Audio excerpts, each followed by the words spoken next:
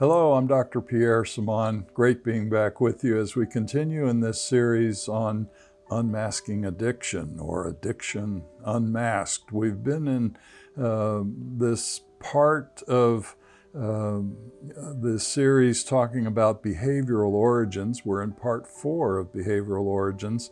Today we're talking about the signs and symptoms in addictive behavior.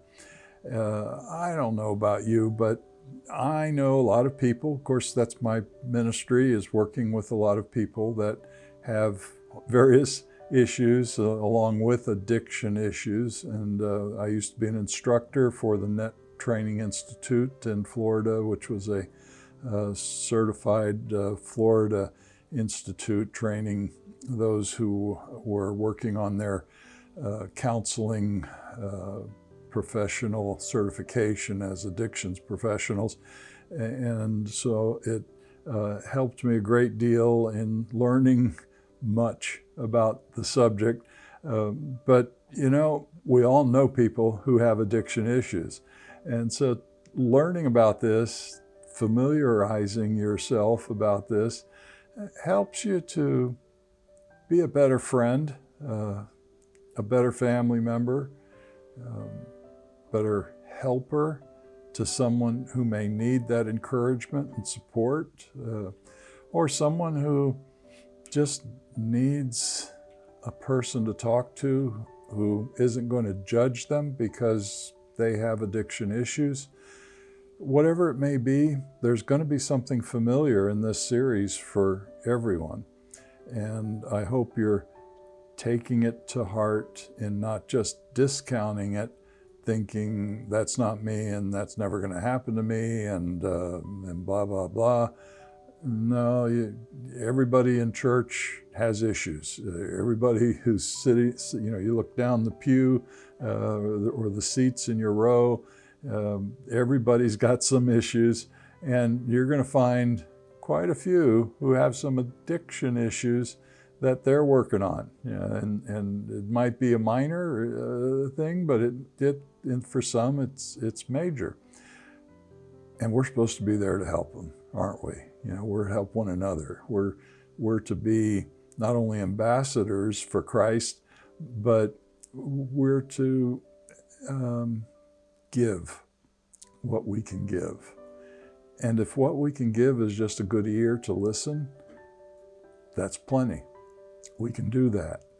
And it helps to listen when we understand, when we have knowledge about whatever we're being told, and we understand more about what we're being told.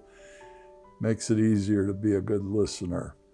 And I hope you're being a good listener for someone who is in need in your life. So addictive behavioral signs and symptoms. Well, a sign refers to something that others can see. It's objective, it's observed, it's measurable, it represents facts or truth.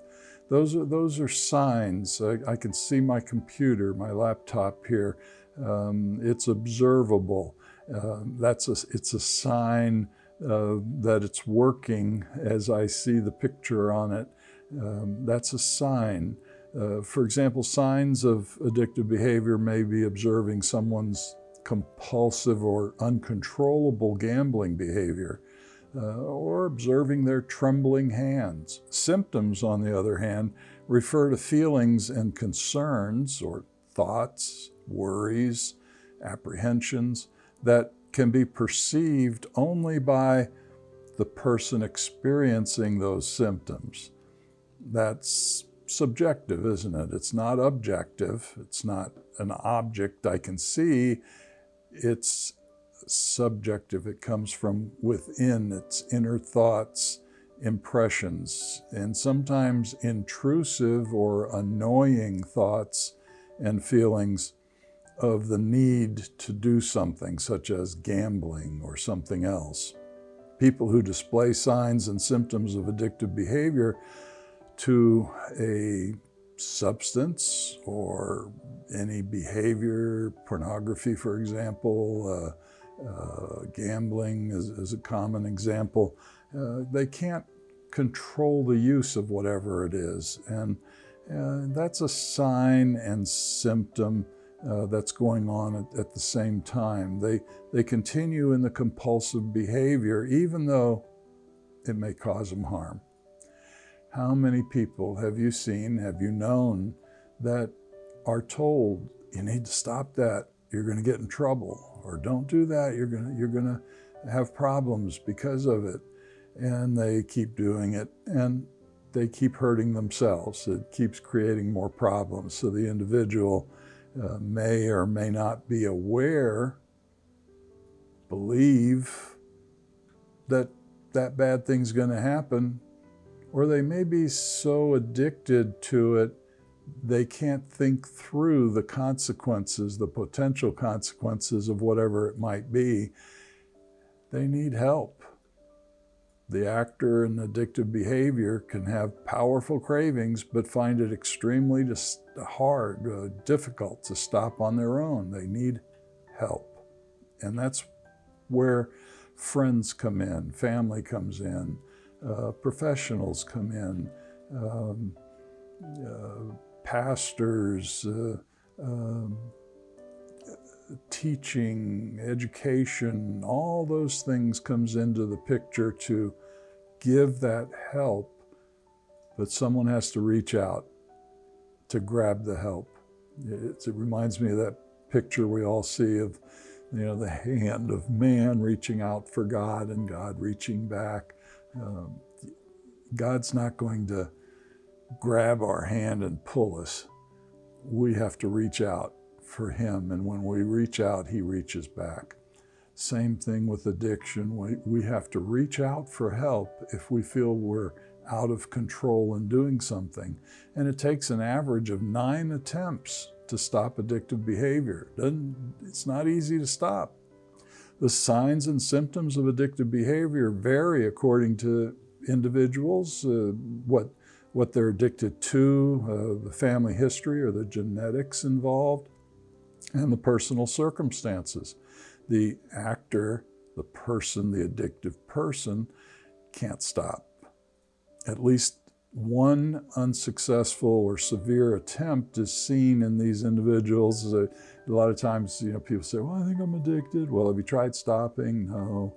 Or have you tried stopping? Well, yeah, but I couldn't. I had to go back, continue doing it.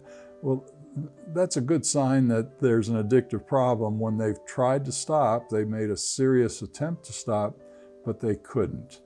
And that kind of helps us to say, okay, there's quite possibly an addiction there. Signs and symptoms of withdrawal will occur where physical and mood-related discomfort becomes unbearable. And believe me, I'm sure some of you have taken medicines or something and you've stopped too quickly and you've had those unbearable feelings, those withdrawal feelings. Multiply that 100 times, maybe 1,000 times when illicit drugs are used, or even if a behavioral addiction has been going on for quite some time, it changes the chemistry in the brain. It damages the brain. And as the brain gets used to being damaged, then it's going to demand you fix it. It's going to demand you give back what you've just taken away, what you've just stopped using or doing. The brain's going to demand it. And the louder it gets in demanding, the greater the withdrawal, the more upset there is.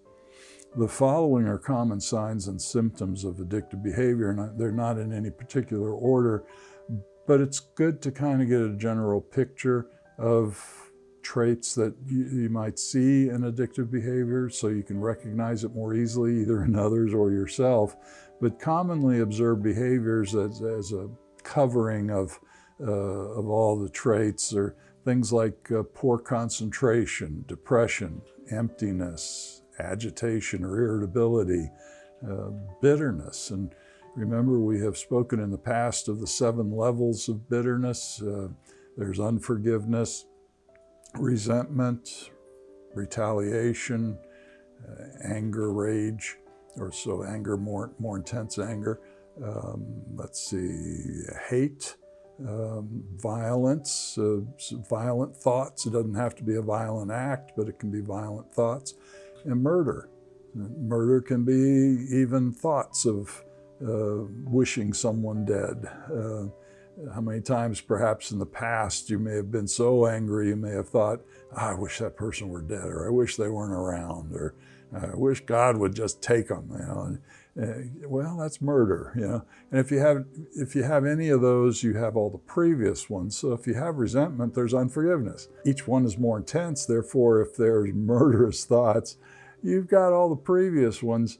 And that's a sign there's a problem there, and we don't want any bitterness.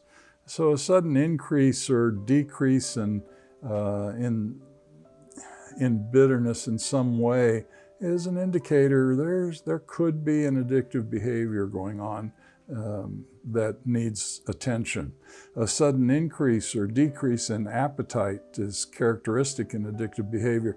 And you keep in mind that the vagus nerve starts in the basement of the brain where your amygdala, your fight or flight or freeze center is located, the limbic system, and that emotional system, that fear and apprehension system, activates, irritates, agitates that nerve that passes through the inner ear, through the back of the tongue, down the throat, which is why when you get upset, you might choke a little bit, you might feel constricted in your throat, down the breathing passage, the heart, the lungs, down the stomach, the abdominal area. And what does that create when there's addictive issues going on, or anxiety, or a severe upset? Well, it creates abdominal distress, appetite disturbances. So there could be constipation or diarrhea. That's often a symptom seen when there's addictive behavior occurring. Whether it's a substance or a behavior, it's irritating that nerve, and it's going to create physiological problems in your body that you'll recognize if you're paying attention to it. Insomnia or hypersomnia, too much sleep, can occur as a result of that as well. Dynamic behavior can be exhibited by violence, trembling seizures, or hallucinations, sweats, even the dilation of the eyes. Well, addictive behavior has a lot of characteristics, and it leads to declining health. And so when someone is involved in any type of addiction, it impacts the body, not only just the brain, the brain impacts the body as well. Therefore, there's going to be a decline in health. They're not thriving in health. There may be the illusion of feeling better when they take a drink or something else, but it's short-lived, and the downside becomes worse than the upside.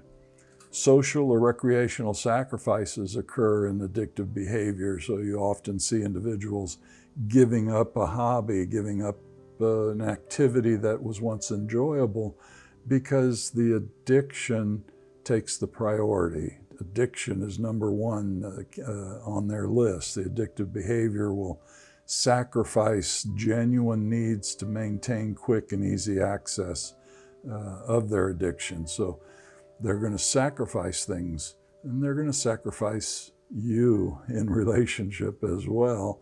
It's not that they're intentionally doing something to hurt you. It's that their focus has become tunnel visioned into only seeing that need that needs to be satisfied with whatever their addictive behavior is. And therefore, a higher level of risk-taking will occur when someone is in the addictive behavior. And that's how they get caught oftentimes, especially if they're doing illegal things. They're justifying in their minds, they're rationalizing why it's okay to do something because they have such a need for this. It's okay to steal, it's okay to take, it's okay to be selfish, it's okay this or that. because all they're really focused on is getting that need met, quieting the fear and apprehension that's being irritated in the basement of the brain, the limbic system, the fight or flight center. And in doing so, it's everybody's fault. They're not to blame, it's everybody else to blame. Addictive behavior requires the need for the addiction to deal with the problem. So in other words, how often do you hear, maybe you don't hear it as much, fewer people are smoking nowadays, but how often would you hear somebody saying, I need a cigarette before I make that decision, or I need to have a beer before going to do this or that. They need the addictive behavior that becomes attached to their sense of adequacy, their sense of ability to do something and accomplish something becomes attached. It's hand in hand. It's not separated anymore. And that's when you really can tell that there's an addictive problem there, because they can't separate the two. Everything becomes enjoined with the addictive behavior. Obsessing thoughts to access and protect the addiction. So they're thinking over and over again, where's the next fix going to come from? How are they going to be able to access it for the next time? Is there enough available, and so on? Another trait is lying. And lying is a big one, because you really can't have an addiction without lying, because the lies are there to protect the safety, security of the addiction, whatever that addiction might be. So lying, secrecy, isolation are traits of addictive behavior. Very often that's when spouses, for example, first begin to realize there's something wrong, there's something going on, because they're catching their husbands or their wives in frequent lying, unnecessarily perhaps in their minds, but there's no reason for it. So why are they lying? And they start investigating a little more, and they start finding out secrets. And then they come in for counseling or help. What do I do? And or they talk to their friend or their family member or their pastor. It's the secrets that it's like an infection oozing. The secrets ooze, the lies ooze out, and it can't help but be seen. The actor will experience denial or delusional thoughts during addictive behavior. So in other words, disturbed thinking occurs when they're in addictive behavior. And keep in mind that addictive behavior is a lie in itself, because the person is saying it's okay to be this way or do this when it's not.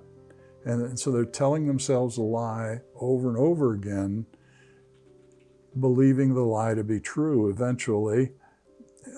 And the lie being true, therefore a truth is a lie to them. And no matter what you say, it's not true as far as they're concerned. You're making it up, you're this, you're that, it's all your fault, or I'm upset, so you're one making me upset with your lies, but you're telling the truth. You're trying to help them. But at that point, their thinking has become so disturbed, it's delusional. And remember, we spoke about delusion in the past, and delusion is basically believing something that's not true, even though it's been factually proven not to be true. You still believe it to be true. Addictive behavior will display excess use or abuse when there's a pause. So when they stop for a little while, then they go back to it, it's worse when they go back to it. Kind of reminds me of the scripture that says when you get rid of an evil spirit, and you don't clean your house inside, you don't make those changes, you don't bring in the Holy Spirit, bring in God into your life, that evil spirit comes back with 7 friends 7 other evil spirits because they have a clean house inside. Hey, let's bring more. It becomes more difficult to change after that. Similar with the addictive behavior. Probably has something to do with that, doesn't it? Initial high use or intake to achieve a quick feel-good is another trait that occurs with addictive behavior. So, hey, you know, we haven't had a drink all day. Let's go and have a drink. Give me a double. You know, they want that quick fix, to quick stimulation, and then they'll settle for a regular drink after that, but they need the quick fix. Addictive behavior will lead to impaired judgment and legal problems. Well, I think we talked about that a little bit when we think of you believe a lie to be true, therefore, I can do what I want or whatever, it's okay, or, you know, it's all right to speed. I go 5 miles over the speed limit, but, you know, it's okay to go 20 miles over the speed limit. Oh, you know, it's all right. Look at everybody else doing it, and then they get in trouble. Well, they break laws thinking it's okay because they're justifying their use or abuse of whatever the addictive behavior may be. And if it's stimulating in some form, then they love stimulation. And in the stimulation, they do things that are more stimulating, causing more problems and potential for legal ramifications as a result. Financial difficulties accompany addictive behavior, and that's, you know, rather obvious because most addictions cost money. They're going to cost you money in one way or another, whether it's paying out for it or not being able to earn it. You're going to have financial problems, and so you tend to see that with someone, a couple perhaps, and they're having financial difficulties. Very often there's not all the time, keep that in mind, but often you may see there's an addictive issue going on there with one or both of them that need to be addressed. Addictive behavior will result in severe relational problems. That's a given. In fact, I'm being generous here when I say will result in severe relational problems. The truth is, addictive behavior will most often, let's say 90% of the time or more, cause a breakup in a relationship or eventual divorce in a marriage. Nothing good comes out of addictive behavior. And that's why it's good to recognize it so you can act on it as quickly as you can, or help someone you care about as quickly as possible, even if it's just to set a standard or a model for them of right behavior in helping them to have someone to follow. The Bible says, my dear friends, since you're now part of God's kingdom, you're His ambassadors and representatives. Therefore, don't choose to indulge selfish and sinful desires, as such indulgence damages the mind and warps the character. Every time you lie or every time you do something harmful, something that the Bible identifies as sin, you're damaging your mind. And it's a cascading effect. A pebble turns into several pebbles that turn into rocks, cascading down, and more rocks and bigger rocks. It just gets worse. We don't want that. God doesn't want that for us. You don't want that for yourself or people you love. So pay attention to these things. Address them as soon as you can. Don't just think, well, I'll work on this next year or next month. Work on it today. Start working on it today in whatever ways you can. Well, may your troubles be more minor, your blessings more, and happiness come through your door. We'll see you next time. God bless.